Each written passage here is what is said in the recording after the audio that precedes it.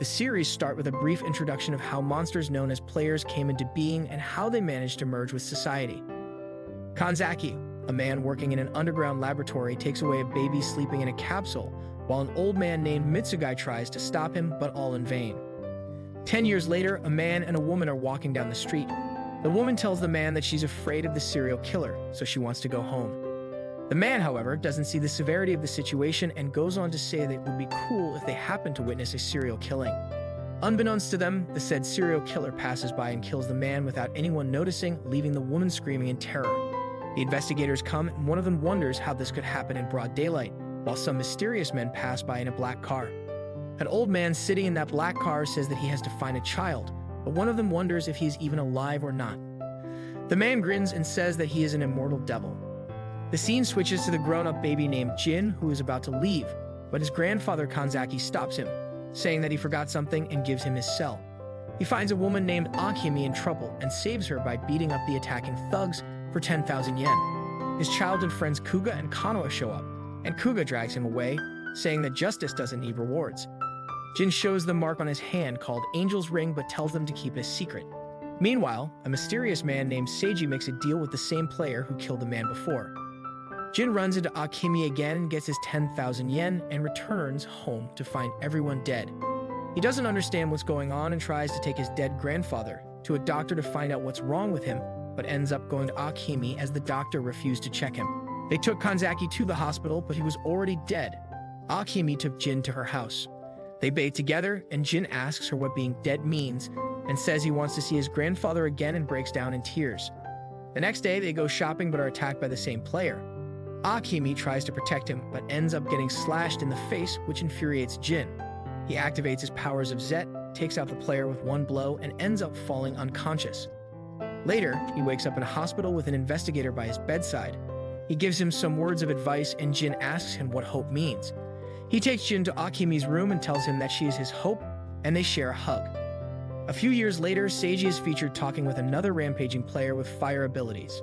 In downtown, a fight breaks out between two homeless guys. Kanoa, who is distributing food with her mother, tries to stop the fight. Just when she is about to get attacked, a teenager steps in and stops the fight. The teenager turned out to be none other than Jin himself. He walks away and goes to Akemi, who is now working in a stall. In the underground laboratory, Mitsugai is working to create another Zet like Jin, but fails to do so even with Kanzaki data. In a party arranged by Amagi Corporation, the adult Kuga makes a statement to become an ally of justice like Alphas, who is a superhero in an anime. He goes out and joins his crew to locate the arsonist. Meanwhile, Jin walks out from home because of itching in his senses. He discovers the arsonist in a building and fights with him. The arsonist gives Jin a hard time. Meanwhile, Cougar reaches the building with his crew. He meets with Jin and uses his fire-extinguishing spray on the surrounding fire. They discovered a family stuck in the building. Jin throws the family with the bed down to save them. Kuga escapes the scene and unintentionally gains the credit for saving the family. Jin struggles against arsonist and ends up activating his Zet powers. He transforms into a monster and kills him with one punch. Jin escapes the building and falls unconscious. Kanova takes him to the hospital where her grandfather Mitsugai identifies him as the child, taken by Kanzaki. Jin wakes up and finds his foster mother held by a player. Jin transforms in rage to save his mother while Mitsugai and other scientists keep track of his transformation from outside.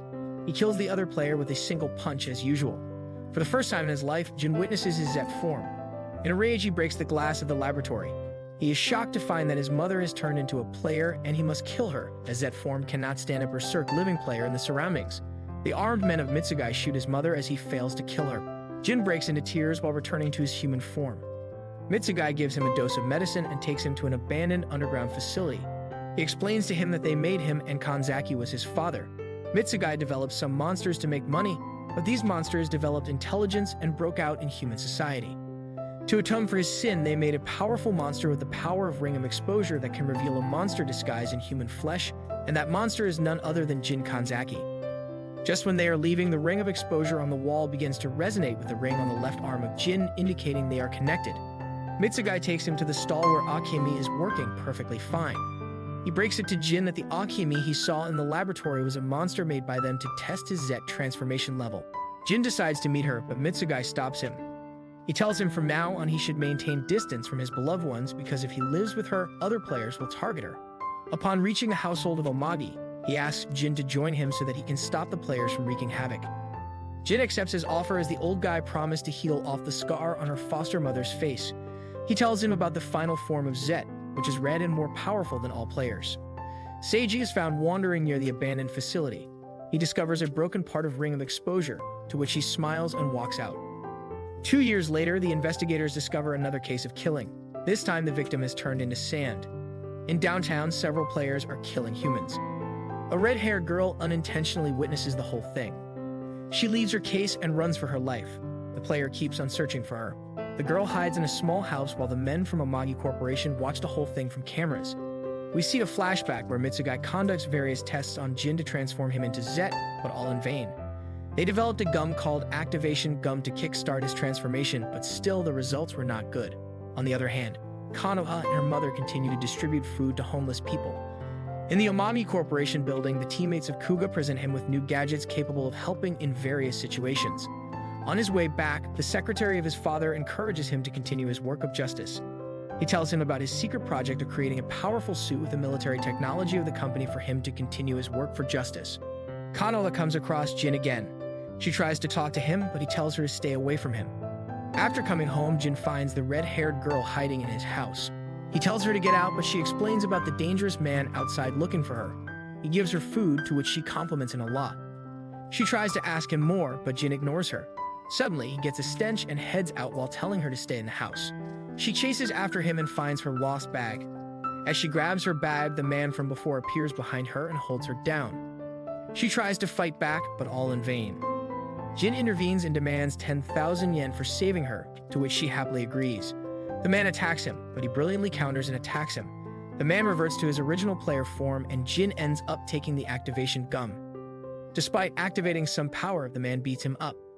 The subordinates of Mitsugai shoot the captured girl with a sleeping drug. As the player drives Jin to death, he miraculously transforms into White Zet, a new form, and kills him. Mitsugai is thrilled to see this transformation of Zet. However, things are not normal yet because the player's main body has escaped. The man dressed in a white suit known as Sweeper kills the player's main body because of a violation of their rules. The man belongs to Evolve, an organization consisting of elite players. Jin reverts to his human form and takes the girl home. Upon reaching home, Jin is backstabbed by the Sweeper, and Mitsugai is shocked to find the existence of Sweeper. Seiji intervenes and tells the Sweeper to stop because their boss will be angry over his death. Jin asks questions, but he tells him they are secret. Seiji tells him he is waiting for his final transformation and leaves. Mitsugai and his men reach the destination and are relieved to find Jin alive even after encountering Sweeper. On the other hand, Kuga visits the secret lab with his father's secretary. His team presents him with a strength suit developed following the superhero Alpha's suit. Kuga points out the mistakes in the design and asks them to modify it. Kuga thanks the secretary for his continuous support. On his way back home, he encounters a man who claims to be his fan. He tells him that he will support Kuga if he manages to clear some tests for a hero. He shows him a video of Konoha drowning in the school's swim pool while her teacher stands still in the corner. He also shows him 3 girls in danger who also happen to be his fans. He asks him who will he protect as a test. Kuga rushes to the school of Konoha only to find her safe taking swimming classes with her teacher. The scene shifts to a bar, where the man is giving money to Konoha's teacher for her fake actions. The bar turns out to be the base of Evol, and all people in the bar are elite players. The next morning, Kuga sees the news about the murder of 3 high school girls just like the man told. He receives a call from that man who tells him that he failed the test. Kuga asks his secretary to locate this man to stop him from future murders. He receives a call from Konoha. She invites him in her plan of meeting Jin, but Kuga harshly refuses. Next, we see the same 2 players from earlier who escaped from the battle with Jin. Soon they are interrupted by Seiji, who compels them to kill Jin as they despise him. He also assures them that he will stop the Sweeper from interfering, to which they happily agree. The scene shifts to Jin, who walks out with a red-haired girl to buy food. He comes across Konoha, who is surprised to see Jin with a girl. Jin leaves after having a short conversation with Konoha. Suddenly, Jin comes back due to his 6th sense only to find the players who kidnapped Konoha and her friend. The man reverts to his player form and attacks him. Jin suddenly realizes that he has left the activation gum in the home, much to his dismay. On the other hand, Kuga receives a call from Konoha asking for help. Kuga equips the modified suit and leaves to save her. Jin sustained heavy damage during his fight with the player as he couldn't transform. Mitsugai and his team continue to track his stats for Zet transformation. Jin gathers his strength and lands a solid punch on the player, but he turns out unharmed from the smoke. The other player tortured Kanoha to the point she ends up wetting herself. Jin leaves to save Kanoha after dealing some damage to the player.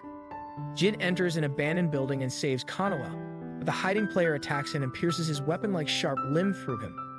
Just when things are looking very grim, Kuga makes an appearance in Alpha's suit and kills the player with his beam gun. He experiences another challenging choice as his helicarrier can lift up only 2 people while there are 3 injured people, including Jin. He carries Kanoha and her friend to the helicarrier and sends them off upon constant pressure from Jin. Kuga explains to him that he has become Alpha's to serve justice. Jin leaves to kill the remaining player. However, he struggles to stand because of severe injuries. The homeless guys gather to fight the player. Kuga steps in to save them. On the other hand, Seiji makes an appearance and throws Jin into a room. He breaks it to him that he knows all about him and how he's trying to transform into Zet by damaging. Seiji takes out a stake made from the fragments of ring of exposure taken from the abandoned facility. He engraves the stake in the chest of Jin, making him scream in endless pain. Soon after, a spark of energy emerges and Jin's ring on his left hand begins to glow, transforming him into Zet. First, his body turns black and white, which is an indication of the third form, but the transformation doesn't stop there. After a massive explosion, Zet achieves his final form, which is red and black in color. The impact of transformation destroys the whole building, and after the smoke screens, Zet in his marvelous final form surfaces. Seiji is delighted to see him in his final stage. In his red form, Zet has a showdown with the player who boasts about raping and eating red-haired girl Tanaka. Zet flashes his ring of exposure, making the player regress involuntarily.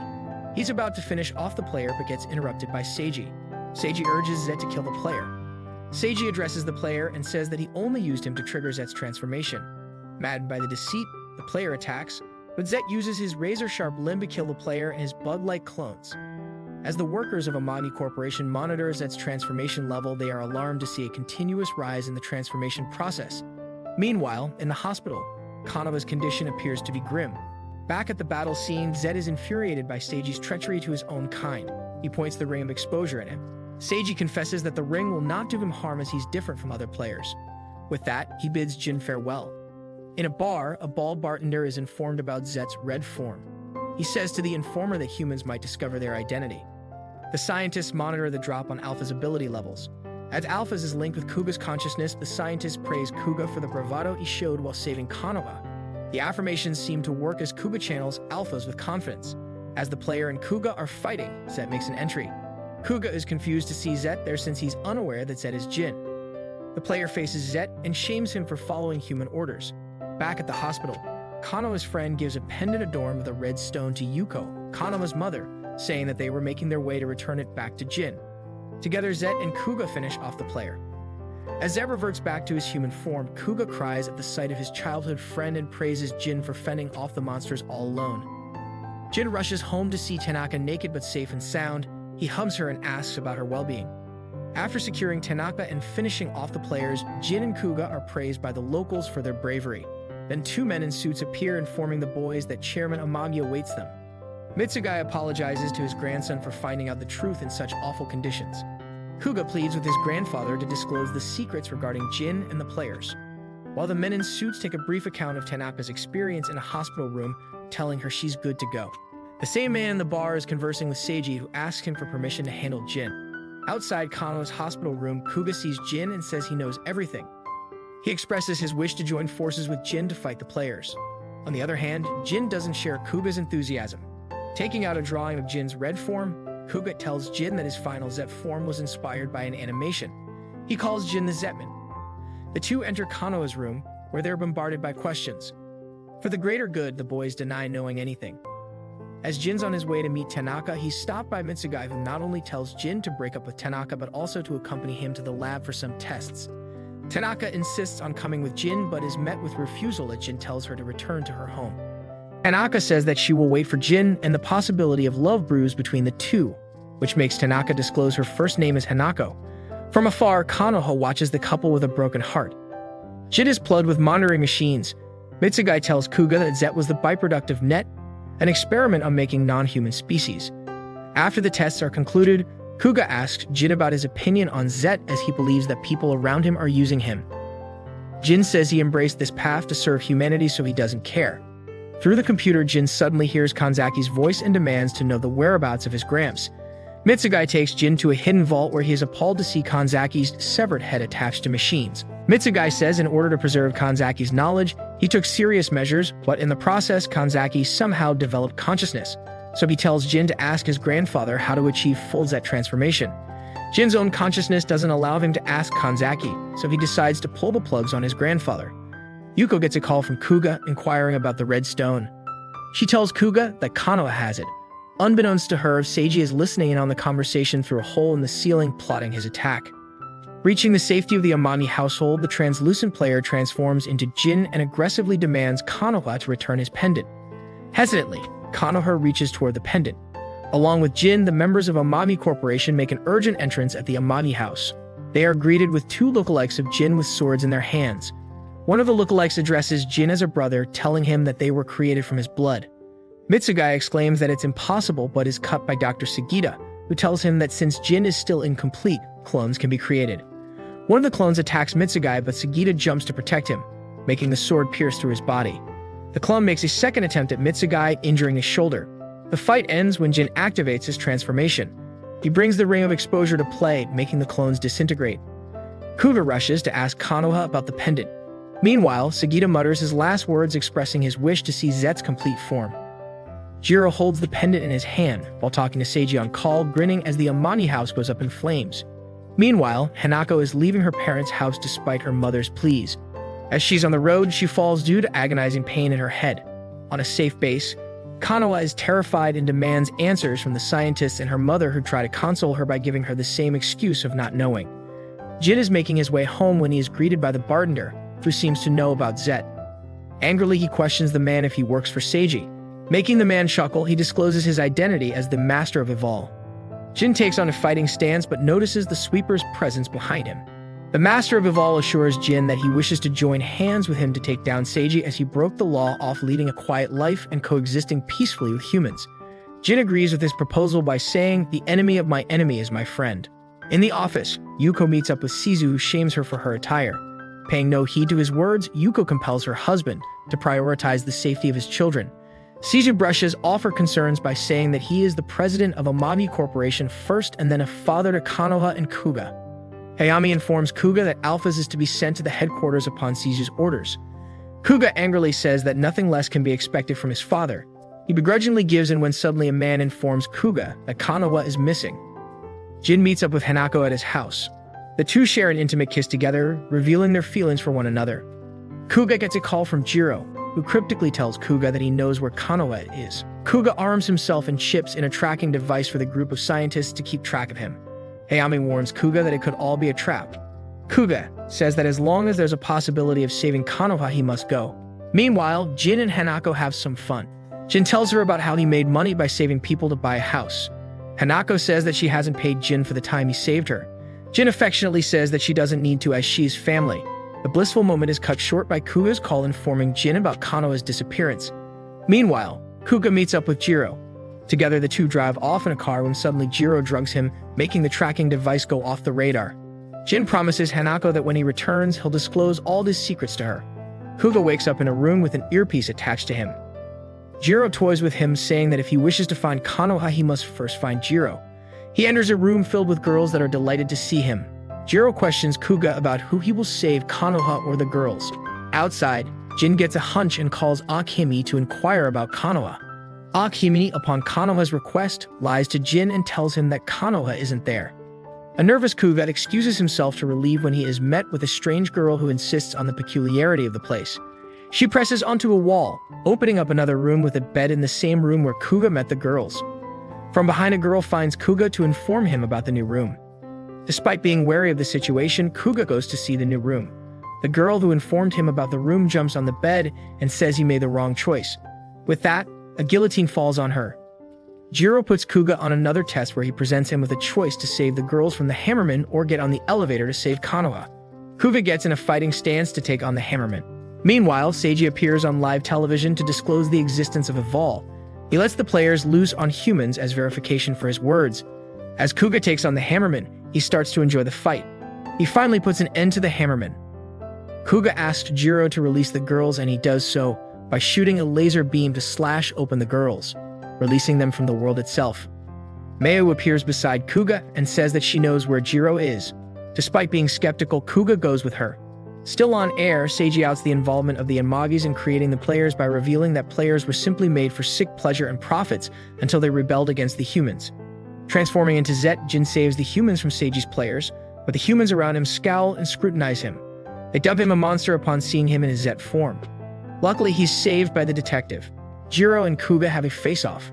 Jiro mocks Kuga's sense of justice and reveals his hatred for Amagi Corp, especially Shizu, as he leaves Jiro and his son, Ikaru, to die in the lab where the players were created. In order to survive, he merged himself and Ikaru with a player. Jiro proceeds to say that he aligned himself with Seiji to take down the Amagis. Hayami steps out from the shadows, and Kuga is flabbergasted to find Hayami conspiring with Seiji to rule over the Amagi Corporation. Ikaru also unveils his ability to control people by bugging them. Meanwhile, Shizu holds a press conference with Mamoru to defend the name of Amagi. Unbeknownst to him that Mamoru is bugged by Ikaru. In the middle of the press, Mamoru acts out and says that everything Seiji said was true and then shoots himself. Hayami says that he will make Kuga a hero for the world after he kills his father. In a fit of rage, Kuga uses his gun to land a triple kill on Jiro, Hayami, and Ikaru. Mayu comes out of her bugged state now that Ikaru is dead, and together, the two step out of the building where they're greeted by the scientists. Kuga dons the Alpha's suit, ready to fight. Meanwhile, Seiji launches an assault on Shizu. Despite having a backup, Shizu is overwhelmed by the players. Jin makes an entrance in his Zet form but is quickly overpowered by Seiji, who says he will help Jin achieve his full transformation. Disengaging the limits on Alphas, Kuga takes flight to defeat Seiji. Meanwhile, Seiji pierces Jin with his mere fingers, making him double in pain. If Jin wishes to save humanity, he must stab himself with the stake made out of red stone to achieve complete transformation. Seiji, about to impale Jin with the red stake, is interrupted by Kuga. Jin tells Kuga to get the stake from Seiji. Shizu orders Kuga to kill Jin, but to his dismay, Kuga points his gun at his father, calling him the root of all evil. Shizu orders his soldiers to finish off his own son. Jin tries to stop Kuga, but his appeals are unheard. Yuko jumps to save Shizu, but all in vain as the bullet goes past her, injuring Yuko and killing Shizu. Seiji beckons Jin to stab himself so he can eviscerate humanity. Kuga urges Jin to not do so as he believes that the red stake is stained with evil. Jin goes ahead and impales himself anyways when Seiji uses Hanako as bait.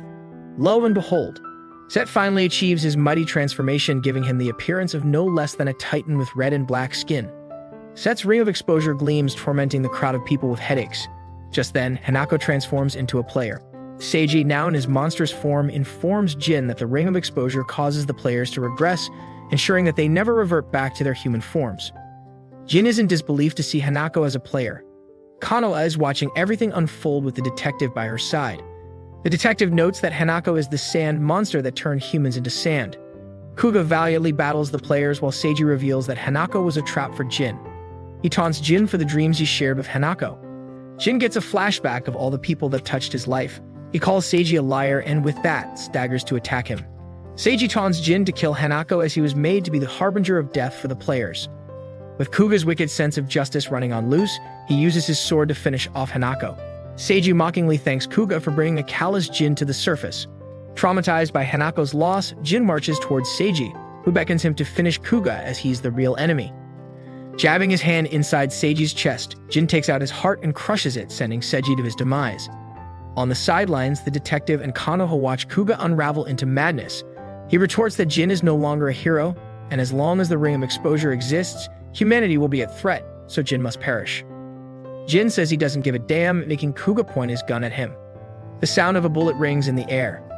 3 years later, Alphas is making headlines as a hero who saves people from the players that quench their bloodlust by preying on them. In his day job, Kuga works as the president of the Amagi Corporation. Mayu greets Kuga lovingly, and they talk about the event that took place 3 years ago. The flashback picks up from the fight between Kuga and Jin. As Kuga pulls the trigger, Jin appears behind him with the speed of light. Kuga tumbles back as Jin unleashes the might of Zet's charisma, gaining a tail and bat-like wings in the process. The surge of power emitting out of Jin is felt by the leader of Evol in his bar and by the sweeper. Jin is about to kill Kuga, but his merciful nature gets the best of him. He tells Kuga to keep his head up and disappears into the night. As Kuga is about to go after Jin, he is stopped by Kanoa, who tells him to fall back. Mitsugai also makes an appearance and tells Kuga to let Jin go as Kanzaki's upbringing has made Jin compassionate towards humankind. The flashback ends, and we see Jin fighting off the players from the shadows without any care for titles and praises from the world, unlike Kuga. The end. If you enjoyed this video, be sure to like, share, and subscribe for more amazing recaps.